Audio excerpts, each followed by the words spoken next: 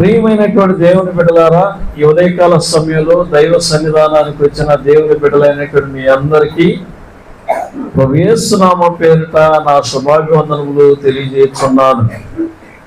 పరిశుద్ధాత్మ దేవుడు మనకి ఇచ్చినటువంటి వాక్యం లూకా సువార్త 13వ అధ్యాయం 6వ వచనం నుండి 9వ వచనం వరకు మనం ధ్యానిస్తున్నాం. మరి ఈ స్థలంలో ఒక యజమాని, తోట యజమాని ద్రాక్ష తోటలో, ఆయనకు ఒక ద్రాక్ష తోట ఉన్నది. ఆ తోటలో అంజూరపు చెట్టు ఒకటి నాటాడు.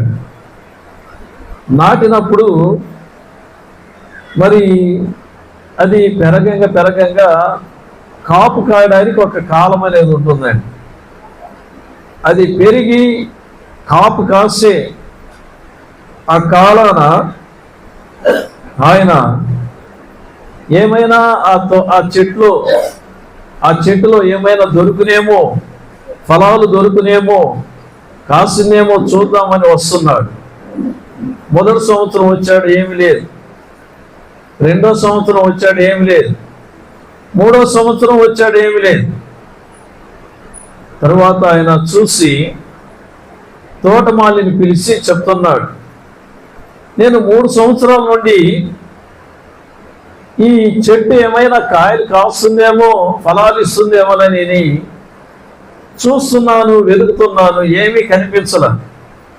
చూస్తేమో పచ్చగా బాగా రమ్యంగా కనిపిస్తున్నది, కొమ్మలతో బాగా అల్లుకొని పోయింది, ఆకులు చక్కగా వేస్తుంది, చక్కగా పచ్చగానే కనిపిస్తుంది, అంతా బాగానే ఉంది.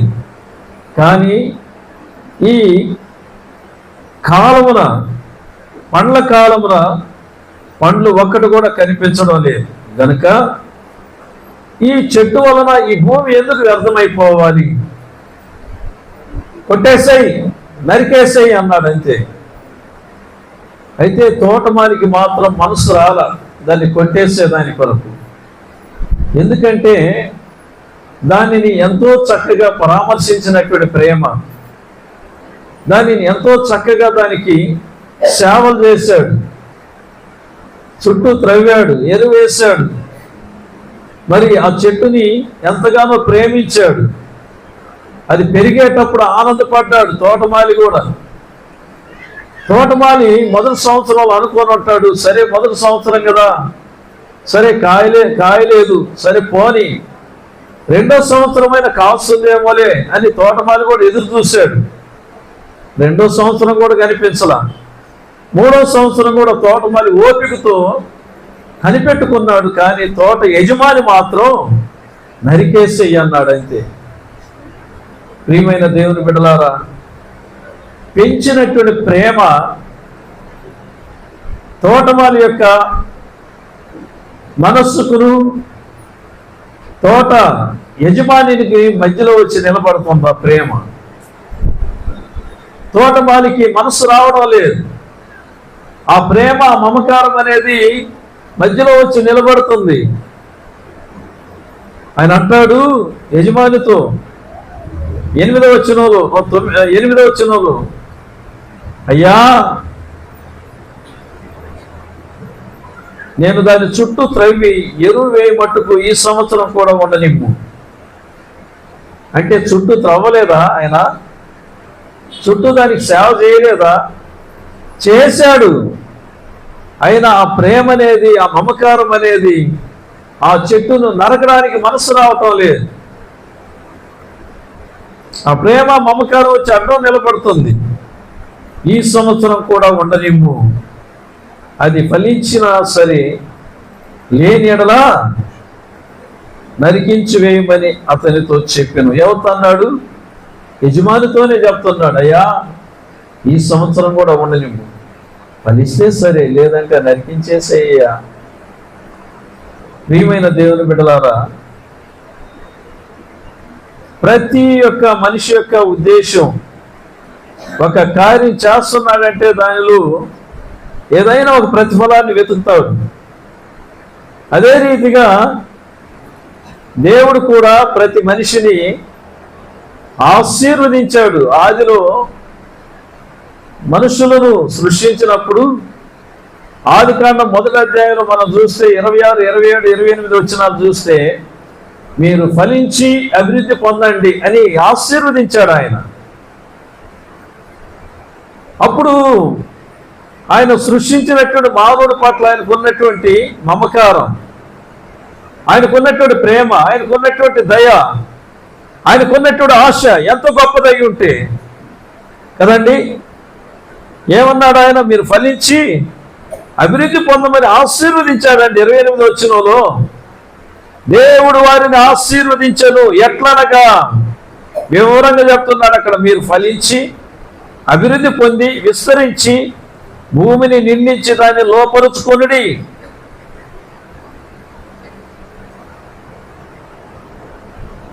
అంటే మానవుడికి ఎంత అధికారం ఇచ్చాడు చూడండి.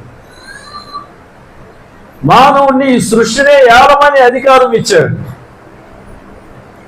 ఈ సమయంలో కూర్చొని ఉన్నటువంటి జీవితంలో, వాక్యం వింటున్నటువంటి మన జీవితాలలో దేవుడు ఎదురు చూసేది ఏంటంటే ఫలించి అభివృద్ధి పొందాలనేది.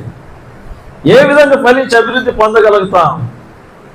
దూరానుంటే కాదు, ఒక తోటమాలి యొక్క ఆధీనంలో ఉన్నప్పుడే. తోటమాలి యొక్క ఆధీనంలో ఉన్నప్పుడు ఎందుకు ఫలించగలుగుతామంటే, తోటమాలి చేసే సేవ ఎలాంటిదంటే మొట్టమొదటిగా దానికి కంచె వేస్తాడు చుట్టూ. ఏ పశువులు దాని దాపుకు రాకుండా. రెండవదిగా ఆయన చేసేది ఏంటంటే, ఆ తోటలో ఆ చెట్లు నాటినట్టు ఆ ప్రాంతంలో ఈ చెట్టు ఎదగకుండా ఏదైతే ఆటంకంగా ఉంటుందో, ఏ గడ్డి, ఏ కంచె, ఎలాంటి రక్కస చెట్లు ఉంటాయి వాటన్నింటిని నరికేసేస్తాడు. దీని యొక్క అభివృద్ధికి ఎలాంటి ఆటంకాలు లేకుండా చేస్తాడు. తదుపరి ఆ చెట్టుకు కావలసినటువంటి పాదులు చక్కగా త్రవ్వుతాడు, దానికి కావలసిన నీరు పెడతాడు, దానికి కావలసినటువంటి ఎరువేస్తాడు, దానిని కనిపెట్టుకొని చూస్తాడు, కాపలా కాస్తాడు. తోటమాలి చేసే పని. ఈ విధంగా ఒక తోటమాలి యొక్క ఆధీనంలో ఉన్నప్పుడు ఆ తోట చక్కగా ఫలించి అభివృద్ధి పొందగలిగే అవకాశాలు 100% ఖాయి. కానీ అది ఫలించలేదు, అది పండలేదు, అది కాయలేదు. చెట్టు చూస్తే ఎదుగుతూ ఉంది, చెట్టు చూస్తే పచ్చగా ఆకులతో నిండి ఉన్నది, ఫలాలు లేదంటే ఏదో తిమ్మిరి జరిగింది ఎక్కడో. చక్కగా గమనించాలి. యేసు ప్రభువారు ఈ లోకానికి వచ్చాడు, మనల్ని ప్రేమించాడు.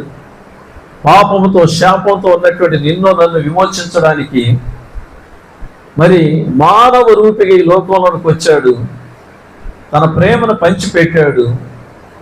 నీ కొరకు నా కొరకు ఒక మున్మాదిరి అయిన జీవితం జీవించాడు.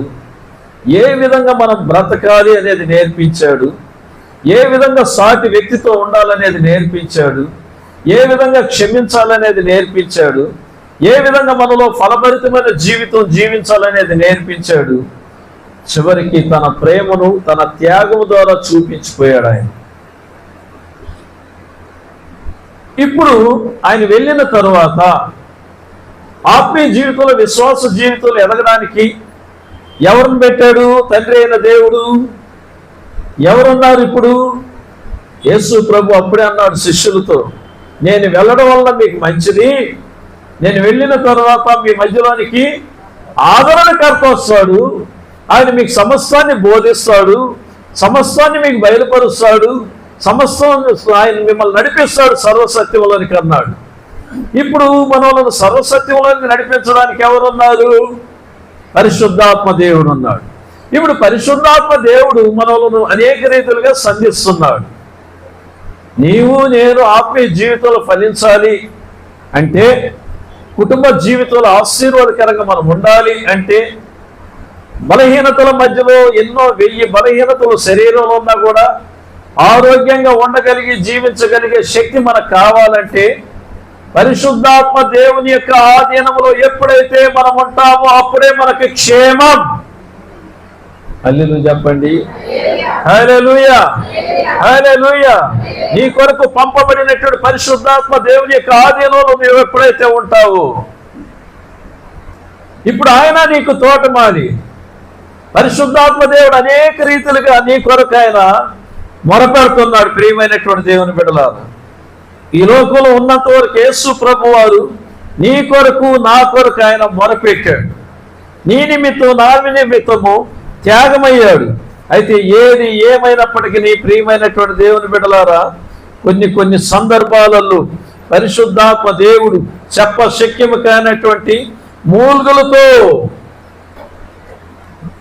మన కొరకు ఆయన విజ్ఞాపన చేస్తా ఉంటాడు. రోమీయులకు రాసిన పత్రిక 8వ అధ్యాయం 8:26 వచనాన్ని చూడండి. రోమర్ 8వ అధికారం 26వ వచనం. అటువలే ఆత్మయు మన బలహీనతను చూసి సహాయం చేస్తున్నాడు. ఏలయనగా మనము యుక్తముగా ఏలాగూ ప్రార్థన చేయవలెనో మనకు తెలియదు కానీ ఉచ్చరింప శక్యము కానీ మూలుగులతో ఆ ఆత్మ తానే మన పక్షముగా విజ్ఞాపనము చేయుచున్నాడు. హల్లెలూయా, హల్లెలూయా. ఈయన తోటమాలి. ఇప్పుడు మనకి ఈ చెట్టు ఎందుకు ఫలించడం లేదు? చక్కగా ప్రార్థనకు వస్తున్నాం, ప్రార్థనలు చేస్తున్నాం, వాక్యం వింటున్నాం, ఫలింపు లేవే, ఫలాలు లేవే. ప్రియమైన దేవుని బిడ్డలారా, మృతులలో నుండి లేచిన యేసు ఆయన ఇప్పటికీ నీకు ఒక తోటమాలిగానే ఉన్నాడు. ఆయన 8వ అధ్యాయంలో 34 వచ్చినాయని మనం చూద్దాం ఒకసారి. చనిపోయిన క్రీస్తు యేసే అంతేకాదు, మృతులలో నుండి లేచిన వాడును దేవుని కుడిపార్శ్వమున ఉన్నవాడును మన కొరకు విజ్ఞాపనము కూడా చేయువాడు ఆయనే. నీ కొరకు నా కొరకు విజ్ఞాపన చేస్తున్నాడు. వాక్యాన్ని జాగ్రత్తగా వినాలి దేవుని బిడ్డ. నువ్వెక్కడ తప్పిపోతున్నావు, నువ్వెక్కడ పడిపోయావు, ఎక్కడ లేయలేకపోతున్నావు, నీ ఆత్మీయ జీవితంలో ఫలాలు లేని నీ జీవితాన్ని చూసి ఆయన విజ్ఞాపన చేస్తున్నాడు. తండ్రి, ఈ సంవత్సరం కూడా ఉన్నదిమ్మయ్యా ఈ చెట్టుని, ఈ బిడ్డని ఈ సంవత్సరం కూడా ఉంచు ప్రభువా. ఇకనైనా ఈ భోజన పాస్ ప్రార్థన చేసి ఇకనైనా ఈ యొక్క ఆత్మల కొరకు ఇంకా ప్రయాసపడతాడేమో చూద్దామయ్యా. ఎంతమంది సేవకులతో వాక్యం వినుంటారు, ఎంతమంది ఆత్మచేత నడిపింపబడినటువంటి ఆత్మీయమైనటువంటి సేవకుల యొక్క ప్రసంగాలు వినుంటారు. ప్రియమైన దేవుని బిడ్డ, నీళ్ళు ఎలాంటి ఫలాలు కనపడుతున్నాయి? ఉన్నాయా ఫలాలు? ఫలిస్తున్నావా నీవు? బాప్తీసం తీసుకున్నావు, ప్రభు వల్ల తీసుకుంటున్నాం. అన్నిటికీ మించి ఆయన శరీరాన్ని ఆయన రక్తాన్ని తాగుతున్నాం. అది ఇంకా ఆత్మీయ జీవితంలో ఫలించడానికి బూస్ట్ కన్నా పవర్ఫుల్ అయినటువంటి ఆహారం. ఆయన గుణగణాలు నీలో ఉండాలి. చూడండి 3వ అధ్యాయంలో, మత్తయి సువార్త 3వ అధ్యాయంలో ఎలాంటి ఫలాలు ఫలించాలంట? 3వ అధ్యాయంలో 7వ వచనంలో అంటాడు, మారు మనసుకు తగిన ఫలము ఫలించుడి అని అంటున్నాడు. ఎందుకు చెప్పాడు ఆ మాట? 7వ వచనంలో చూస్తే, అతడు పరిసయ్యులలోను సద్దూకయ్యులలోను అనేకులు బాప్తిసం పొందవచ్చుట చూసి, సర్ప సంతానమా, రాబో ఉగ్రత తప్పించుకున్నట్టుకు మీకు బుద్ధి చెప్పిన వాడు ఎవడు? మారు మనసుకు తగిన ఫలము ఫలించు, అప్పుడు ఉగ్రతను తప్పించుకుంటావు. మారు మనసుకు తగిన ఫలాలు ఫలించాలి, ఫలించాలి, ఫలించాలంటే ఎందుకు ఫలించాలి? దేవుని న్యాయ తీర్పు అనేది ఒకటి ఉంది. దేవుని యొక్క ఉగ్రత ఈ భూమి మీదకి రాబోయే రోజులు దగ్గరికి వచ్చేసాయి. ఇప్పటికే తట్టుకోలేకపోతున్నాం మనం. దేవుని యొక్క ఉగ్రత నుండి తప్పించుకోవాలి అంటే, దేవుని కోపాగ్ని నుండి మనం తప్పించుకోవాలి అంటే మారు మనసుకు తగిన ఫలము ఫలించమంటున్నాడు. మారు మనసుకు తగిన ఫలం ఫలించకపోతే ఏం జరుగుతుందంట? 10వ వచనం, ఇప్పుడే గొడ్డలి చెట్ల వేరున ఉంచబడి ఉన్నది గనుక మంచి ఫలము ఫలింపని ప్రతి చెట్టును నరకబడి అగ్నిలో వేయబడను. గొడ్డలు ఎక్కడ ఉన్నది? ఇప్పుడు వేరు దగ్గర రెడీగా ఉంది అని అర్థం. తోట యజమాని వేసేయ్ క్విక్ అన్నాడంటే తోటమాలి వేసేస్తాడు, అయిపోయింది. ఎలాంటి ఫలాలు ఫలించాలంట? మంచి ఫలము. ఆ మంచి ఫలాలు ఏదో మనం చూద్దాం ఇప్పుడు. అదే పోయిన వారం కొద్దిగా అలా టచ్ చేసాం మనం కదా. గలతీయులకు రాసినటువంటి పత్రిక, గలాతీయ 5వ అధికారం 22వ వచనం. గలతీయులకు రాసిన పత్రిక 5వ అధ్యాయం 2వ వచనం, ఆత్మ ఫలమేమనగా ప్రేమ, సంతోషం, సమాధానం, దీర్ఘశాంతము, దయాళత్వము, మంచితనము, విశ్వాసము, సాత్వికము, ఆశ నిగ్రహం. ఇవన్నీ ఎన్ని? 9 ఫలాలు. ఈ 9 ఫలాలను మనం ధ్యానించడానికి ఇప్పుడు సమయం సరిపోదు, కానీ ఒక్క ఫలాన్ని మాత్రం మనం చూద్దాం. ప్రేమ అనేది చూద్దాం.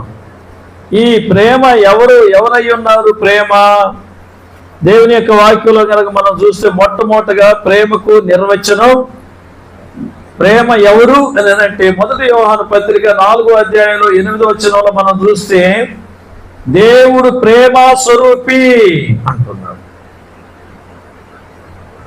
1 యోహాను పత్రిక 4వ అధ్యాయంలో 8వ వచనం, దేవుడు ప్రేమ స్వరూపి. తమిళ్లో అది ప్రేమ లేని వాడు దేవుని ఎరగడు అని అంటున్నాడు. కనుక ప్రియమైనటువంటి దేవుని బిడ్డలారా, దేవుడు ప్రేమై ఉన్నాడు. ఆయనే మొట్టమొదటిగా మనల్ని ప్రేమించాడు. 19వ వచనం, ఆయనే మొదట మనలను ప్రేమించను అంటున్నాడు. చాలా మంది నాకు క్వశ్చన్ వేస్తారు. ఏం క్వశ్చన్ వేస్తారంటే, సార్ మీరు తల్లి, అమ్మ ఒక్క నిమిషం తల్లి ఇటు వచ్చి కూర్చోమ్మ, కూర్చున్న వాళ్ళని ఎందుకు లేపుతారు తల్లి? కానివ్వండి. ప్రియమైనటువంటి దేవుని బిడ్డలారా చూడండి, చాలా మంది ఏం ప్రశ్న వేస్తారంటే నాకు, సార్ మీరు గుళ్ళో ప్రేమ ప్రేమ ప్రేమ ప్రేమ కలిగి ఉండమని చెప్తుంటారు, ఎవరిలో ఉంది సార్ ప్రేమ అని అంటారు. అడిగే ప్రతి వాళ్ళకి, నన్ను ఆ క్వశ్చన్ అడగాలనుకున్నటువంటి వాళ్ళకి, అడిగిన వాళ్ళకి, ఈ యూట్యూబ్లో ఈ ప్రశ్న ఉన్నటువంటి వాళ్ళకి, ఈ యూట్యూబ్లో వాక్యం వింటున్న బిడ్డలారా అందరికీ దేవుని యొక్క వాక్యం ఏం చెప్తుందంటే, మొదట ఎవరు ప్రేమించారు? మొదట దేవుడే మనల్ని ప్రేమించాడు. ఆయన ప్రేమను బట్టి ఆయనను మనం ఆయనను ప్రేమించి ఆయన వాక్యం ఎరిగి మనం ఇతరులను మొదట మనం ప్రేమించాలి. తర్వాత వాళ్ళు మనం ప్రేమించరు అది వాళ్ళకు వదిలేయాలి. మొదట ప్రభువుని ఎరిగినటువంటి మనం గనక దేవుని ఎరిగితే, యేసుక్రీస్తు ప్రేమను రుచి చూస్తే, యేసు ప్రభు యొక్క త్యాగాన్ని రుచి చూస్తే, యేసు ప్రభు ప్రేమలో ఉన్నటువంటి మాధుర్యాన్ని మనం రుచి చూస్తే, మొట్టమొదట మనం ప్రేమిస్తాం ఇతరులని. ఇంకొకళ్ళు మనం ప్రేమించాలని ఎదురు చూడం.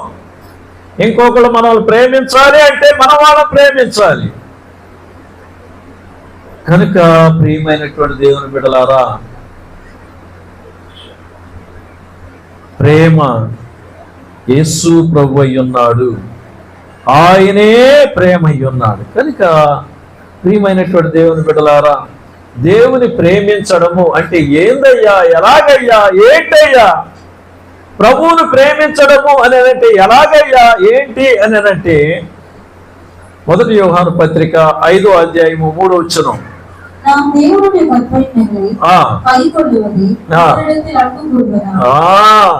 మనం ఆయన ఆజ్ఞలను గైకొనుటయే దేవుని ప్రేమించుట అని అంటున్నాడు. ఆయన వాక్యానికి లోబడమే ఆయనను ప్రేమించడం, ఆయన ఆజ్ఞలను విని గైకొని వాటి ప్రకారం జీవించడమే ఆయనను ప్రేమించడం. ఇప్పుడు భార్య భర్తలు ఉన్నారు.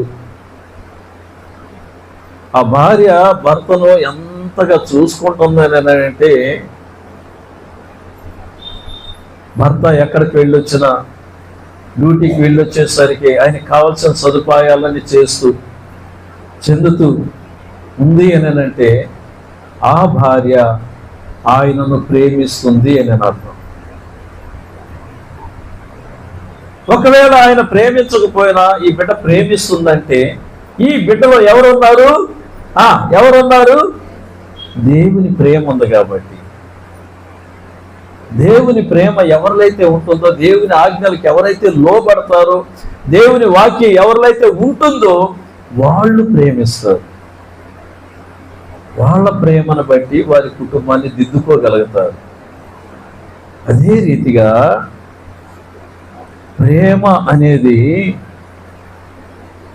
మొట్టమొదటిగా మనమే ఇతరులను ప్రేమించాలి. అంత మాత్రమే కాకుండా ప్రేమలో ఉన్నటువంటి ఆశీర్వాదాలు, ప్రేమలో ఉన్నటువంటి గొప్ప కార్యాలు ఎలాంటివి అంటే, ఒక చిన్న అసలు ఎందుకు మనం ప్రేమ కలిగి ఉండాలి ఏంటి అనేది మనం కనుక చూసినట్లయితే చూడండి, దేవుని యొక్క వాక్యం ఏమంటుందంటే,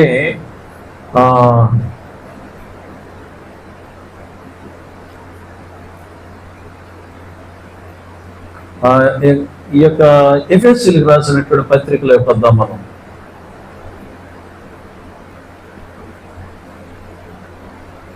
ఎఫెసీయులకు రాసినటువంటి పత్రికలో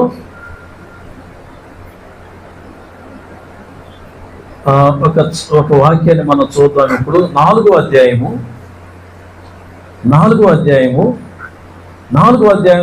వచనాన్ని మనం చూద్దాం. ప్రేమ కలిగి సత్యము చెప్పుచు క్రీస్తు వలె ఉండుటకు మనం అన్ని విషయములలో ఎదుగుదుము అని అంటున్నాడు. ప్రేమ కలిగి జీవించడానికి మనం అన్ని విషయాలలో ఎదగాలి అని అంటున్నాడు.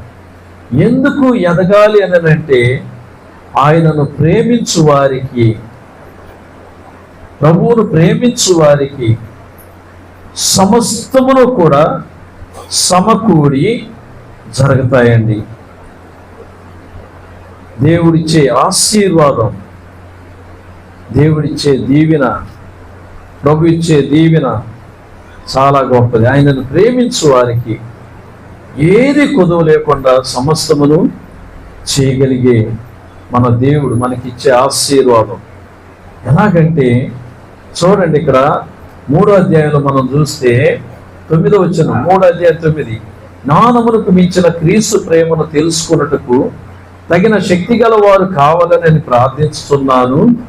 ఎందుకంటే మనలో కార్యసాధకమైన తన శక్తి చొప్పున మనం అడుగు వాటన్నిటికంటే, ఊహించు వాటన్నిటికంటేను అత్యధికముగా శక్తి గల దేవునికి క్రీస్తు యేసు మూలముగా సంఘములో తరతరములు సదాకాల మహిమ కలుగునుగాక అంటాడు.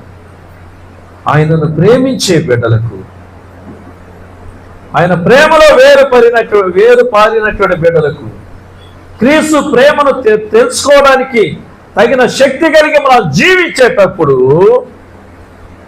ఆయనలో కార్యసాధకమైనటువంటి తన శక్తి చొప్పున మనం అడుగు వాటన్నిటికంటేను, ఊహించు వాటన్నిటికంటేను అత్యధికముగా ఆయన మన కొరకు చేయగలవాడై ఉన్నాడు. హల్లెలూయా, హల్లెలూయా. కనుక ప్రియమైనటువంటి దేవుని బిడ్డలారా, దీనిని బట్టి ప్రభు అంటాడు, మీరు ఒకరినొకరు ప్రేమ కలిగి ఉండండి అని అంటాడు. ఒకరినొకరము ప్రేమ కలిగి జీవించాలి అని అంటాడు. అంత మాత్రమే కాకుండా పేతురు అంటాడు, పేతురు రాసినటువంటి మొదటి పత్రిక 5వ అధ్యాయంలో 13వ వచనాన్ని మనం చూస్తే, పేతురు రాసిన మొదటి పత్రిక 5వ అధ్యాయం 13వ వచనం చూస్తే చూడండి, ప్రేమ గల ముద్దుతో ఒకరినొకడు వందనములు చేయుడి అంటున్నాడు. ప్రేమ కలిగిన ముద్దుతో అని అంటున్నాడు. అంటే కపటమైన ముద్దులు కూడా ఉన్నాయన్నమాట. యోధ ఇస్కరియోతులాగా కదా, ప్రేమ కలిగినటువంటి ముద్దు. ప్రియమైనటువంటి దేవుని బిడ్డలారా, ఎక్కడైతే ప్రేమ ఉంటుందో ఆ ప్రేమలు వాళ్ళు తట్టుకోలేక ముద్దు పెడతారు. ఇప్పుడు కుమార్తెను పెళ్లి చేసి పంపే తండ్రి ఏం చేస్తాడంటే, తల్లి కానీ తండ్రి కానీ పెళ్లి కూతురుని చేసి అత్తారింటికి సాగనంపేటప్పుడు ఇక గడప కట్ట దాటి బయలుదేరే ఆ క్షణాలలో తండ్రి వస్తాడు, బిడ్డ చేయి పట్టుకొని గట్టిగా అట్ట పట్టుకొని ఒకసారి ప్రాణం బిగపట్టుకొని కన్నీళ్ళు అలా రాల్చి తల మీద ముద్దు పెడతారు తండ్రి. తల మీద ఎందుకు పెడతారు తండ్రి? తల్లి, నీ అత్తారింటికి వెళ్తున్నావు, మేము ఎప్పుడైనా అదో తప్పి నీ అత్తారింటికి వచ్చినప్పుడు నేను తల దించుకునేలా నేను ఉండకూడదమ్మా అని ముద్దు పెడతాడు. తల్లి దగ్గరికి వచ్చి అలాగే నేను బిడ్డని కౌగిలించుకొని చెంప మీద ముద్దు పెడతాను. ఎందుకు ముద్దు పెడుతుందంటే, మేము ఎప్పుడు వచ్చినా నా బిడ్డను చిరునవ్వుతో అమ్మా నేను బాగున్నానమ్మా అనేలాగా నువ్వు ఉండాలమ్మా, నువ్వెప్పుడు నీ అత్తగారింట్లో చిరునవ్వుతో నువ్వు ఉండాలి తల్లి అని. వాళ్ళ ప్రేమ తీరా అత్తగారింటికి వెళ్ళిన తర్వాత పెళ్ళి అయిపోతుంది కదండి. పెళ్ళి అయిన తర్వాత భర్త ఏం చేస్తాడంటే, ఆ అమ్మాయిని ప్రేమించినటువంటి విధానాన్ని బట్టి పెదాల మీద ముద్దు పెడతాడు. ఎందుకు ముద్దు పెడతాడో తెలుసా?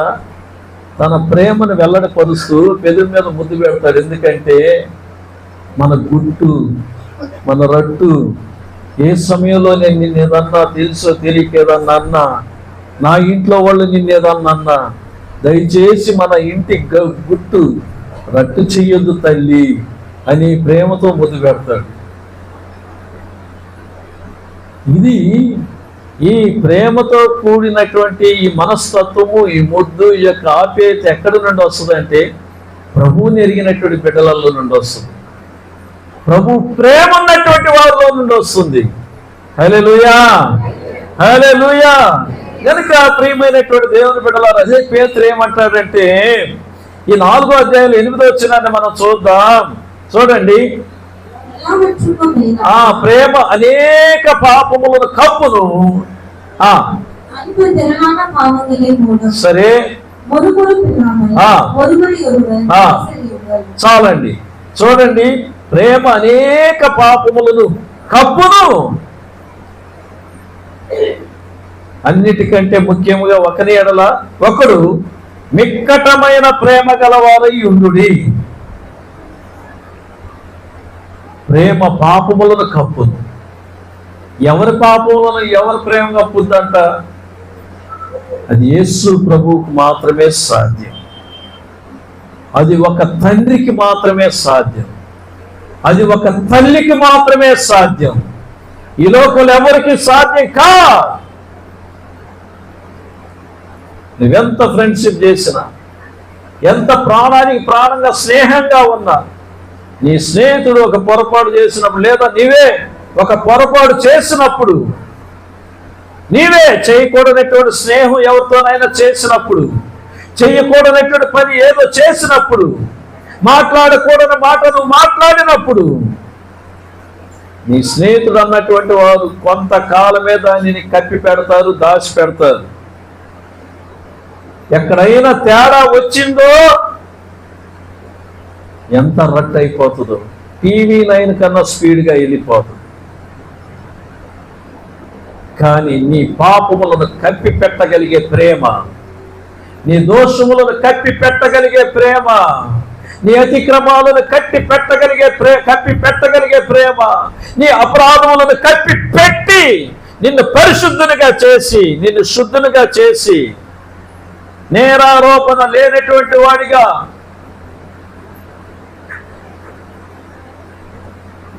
నిలబెట్టగలిగే ఒకే ఒక ప్రేమ యేసు ప్రేమ మాత్రమే. హల్లెలూయా, హల్లెలూయా. ఆ ప్రేమను కలిగి నీవు నేను ఉండమని ప్రభు చెప్తున్నాడు. ఆ ప్రేమను కలిగి బ్రతకమంటున్నాడు. ఆత్మ ఫలములలో ఒక ఫలం మంచి ఫలాలలో ఒక ఫలం ఉందా? ఈ మంచి ఫలము నీలో మనలో ఉందా? ప్రభు బల్ల తీసుకునే బిడ్డ, యేసు రక్తాన్ని త్రాగే బిడ్డ, ఆయన శరీరాన్ని తినే బిడ్డ. ఈ 2026 సంవత్సరంలో, ఈ నూతన సంవత్సరంలో మొదటి మాసంలో తోటమాల అంటున్నాడు, అయ్యా ఈ సంవత్సరం కూడా ఉండనిమ్మయ్యా, కాస్తుందయ్యా మంచి ఫలాలు.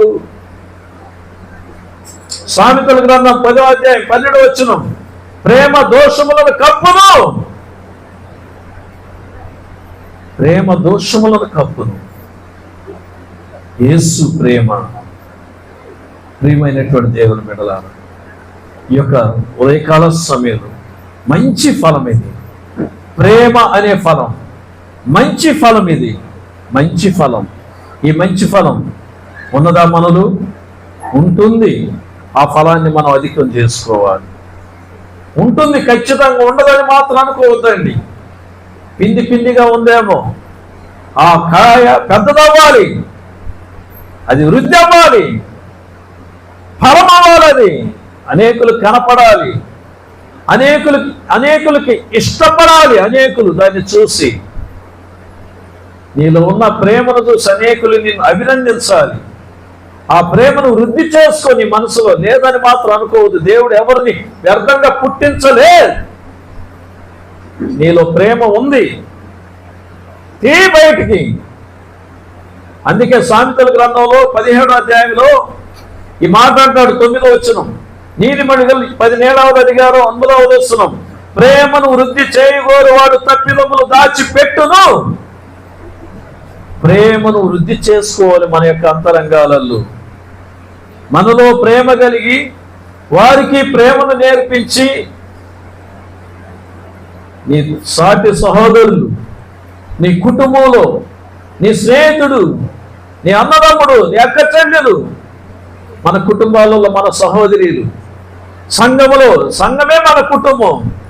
ఏ తప్పిదము జరిగినా దానిని అలాగనే కప్పి వాళ్ళల్లో ప్రేమను, దైవ భయాన్ని మనము కలుగు చేయాలి. కనుక ప్రియమైన దేవుని బిడ్డలారా, ఈ మంచి ఫలాలు మనలో ఫలించాలని, ఈ మంచి ఫలాలను ప్రభు చూడాలని ఆయన ఆశపడుతున్నాడు. కడవరి దినాలలో ఉన్నాం, చివరి దినాలలో ఉన్నాం.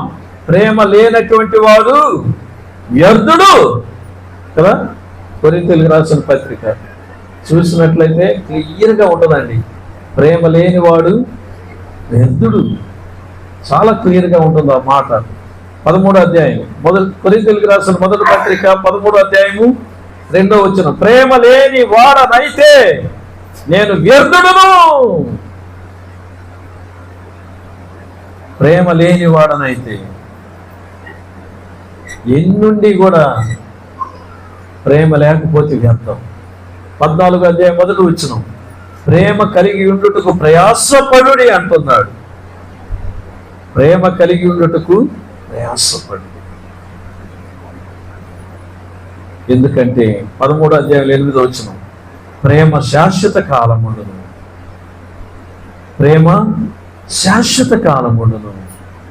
అంత మాత్రమే కాకుండా ప్రేమ సమస్తమును సహించును. ప్రేమ సమస్తమును సహించేది. కనుక ప్రియమైనటువంటి దేవుని బిడ్డలారా, ఈ లోకంలో మన యొక్క జీవితాలలో, మన యొక్క బ్రతుకులలో 7వ వచనం చూడండి, అన్నిటికీ తాడుకొనును, అన్నిటినీ నమ్మును, అన్నిటినీ నిరీక్షించును, అన్నిటినీ ఓర్చును. తట్టుకుంటుంది అన్ని.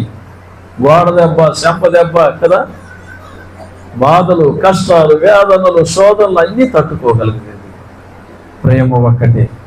ఆ ప్రేమ అనే ఫలాన్ని మనలో ఫలించాలని, ఆ ఫలం మనలో కనపడాలని, ఆ ఫలం ద్వారా మనం ప్రభు నామాన్ని మహిమపరచాలని, ప్రభు కొరకు ఫలించే ఒక మంచి అంజూరపు చెట్టుగా 2026 సంవత్సరంలో దేవుడు నిన్ను నిలబెట్టి, నిన్ను స్థిరపరిచి, నిన్ను ఆశీర్వదించును గాక. హల్లెలూయా.